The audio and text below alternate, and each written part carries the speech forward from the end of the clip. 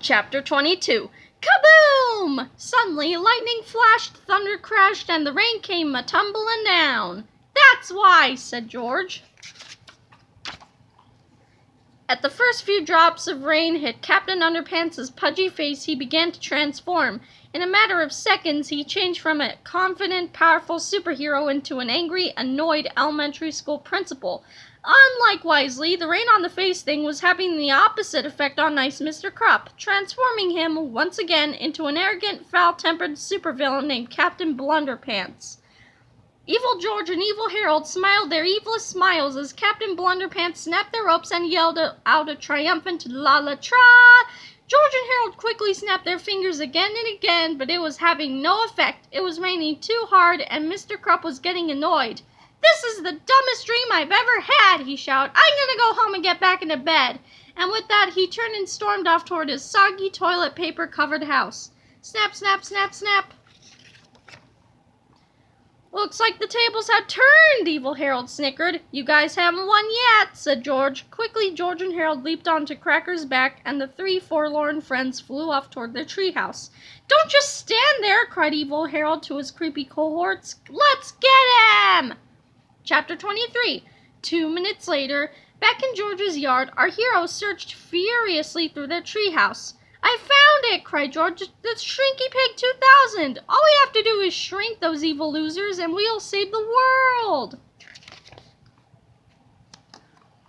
"Too late!" shouted Captain Blunderpants as he grabbed George and Harold by their shirt collars. "We'll take that shrinky thingy," said Evil Harold as the contraption slipped out of George's arms. "I'm not sure how it works, but once I figure it out, I can think of about 1,000,009 evil things to do with it." Captain Blunderpants held George and Harold high in the air and snarled viciously. "Prepare to be pulverized," he shouted. "We're doomed!" screamed Harold. "Now you wait just a pickle-pickin' minute, young fella," shouted a familiar-sounding voice from inside George's house. Chapter 24. Nobody messes with our grandbabies. Harold's grandpa and George's great-grandma stepped out onto the back patio and confronted the big bully, Captain Blunderpants. "You put those babes down or you'll get the whooping of your lifetime," said George's great-grandma. Captain Blunderpants laughed haughtily. "We're not going to warn you again, Skippy," said Harold's grandpa. Captain Blunderpants continued to tighten his grip on George and Harold. So the two octogenarians joined hands, gazed fiercely into each other's eyes, and shouted, "Geyser powers, activate!" Quickly they began spinning around and around. Faster and faster the old folks twirled until a tornado formed around them, tearing away their clothes and jewelry and sending patio furniture flying violently. Suddenly, the twirling stopped, the tornado subsided, and the elderly twosome stood proudly in their underwear, huffing, puffing, and fearlessly facing their foe. "Ooh, that was fun. Let's do it again, Henry," said George's great-grandma.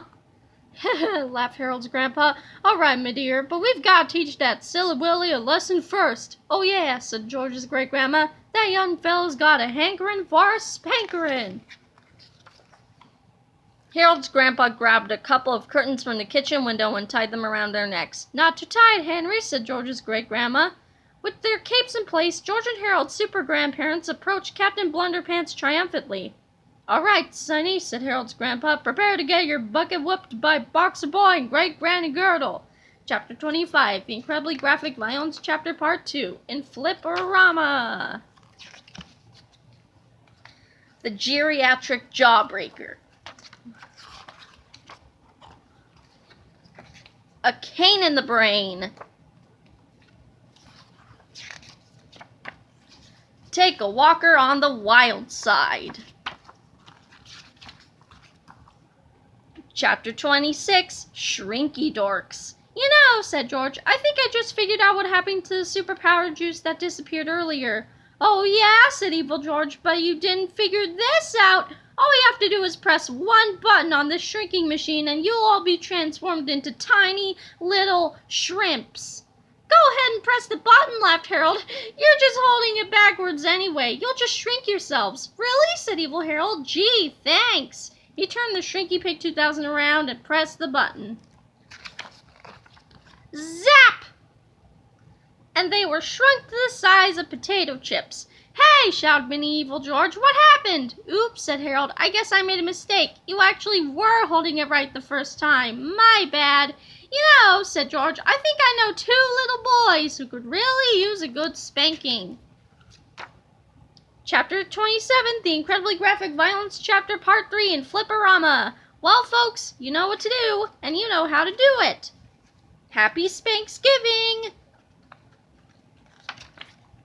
Chapter 28, wrapping things up. Well, it looks like a job here is done, said Boxer Boy. Yes, it is, my big strong man, said Great Granny Girdle, giggling gleefully. George and Harold looked at each other in horror. You know, little lady, said Boxer Boy, somewhere out there is an all-you-can-eat buffet with a senior citizens early bird special just going to waste. Well, let's go find it, you big hunk of love, said Great Granny Girdle as she kissed him passionately on his wobbly neck fat. The scene that followed could be described as the drooliest 5-minute kiss in the history of children's books. Dentures sloshed, wrinkles flapped, and rubbery jowls squished, smooshed, and quivered gelatinously. Said Harold, I think I need to go wash my eyeballs. Me too, said George.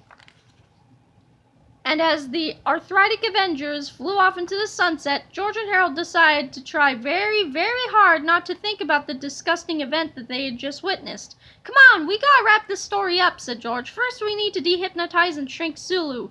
Then we gotta go back into that crazy purple potty and return these bozos to their alternate universe, said Harold. Chapter 29, to make a long story short. Zap! Chapter 30, to make a longer story even shorter. Kick! Chapter 31, the chapter where nothing bad happens. Gee, that worked out pretty good, said Harold. Sulu is now back to his normal size and personality, and the Purple Potty people are back in their own reality where they won't be able to bother us ever again. I guess everything worked out perfectly. Yeah, nice going, said George, looking a bit annoyed. Why do you have to say things like that? Things like what? Asked Harold. Haven't you been paying attention in these stories? Asked George. Every time somebody says something like that, it always means that a bunch of bad stuff is just about to happen.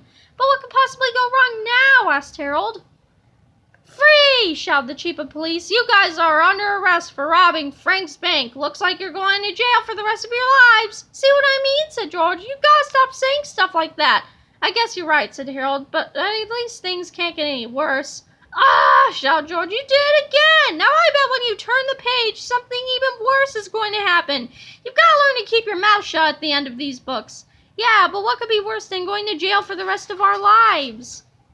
Chapter 32, the thing that could be worse than going to jail for the rest of their lives. Suddenly, out of nowhere, a ball of blue lightning appeared, growing bigger and bigger until it exploded in a blinding flash. And there, standing where the ball of lightning had been, was a smoking pair of giant robotic pants. This can't be good, said George. A small opening at the front of the robo-pants began to unzip, and out of that opening peeked a fearsomely familiar face. Hey, it's Professor Poopy Pants, shouted Harold. The cops started to laugh. Stop laughing, shouted the little man peeking out of the giant zipper. My name is no longer Professor Poopy Pants. I changed it to Tippy Tinkle Trousers. The cops laughed even harder. And I've got a special surprise for anybody who thinks my new name is funny, said the furious professor. Immediately, the metallic pants opened up at the top, and a giant laser shooter rose from its robotic depths. A brilliant burst of energy zapped the laughing cops, and suddenly they were both transformed into frozen statues. My Fleazy Beam 4000 will take care of anybody who stands in my way, said Tippy. And now, he said with a wicked smile, it's time for my revenge. Oh no! Screamed Harold. Here we go again! Screamed George.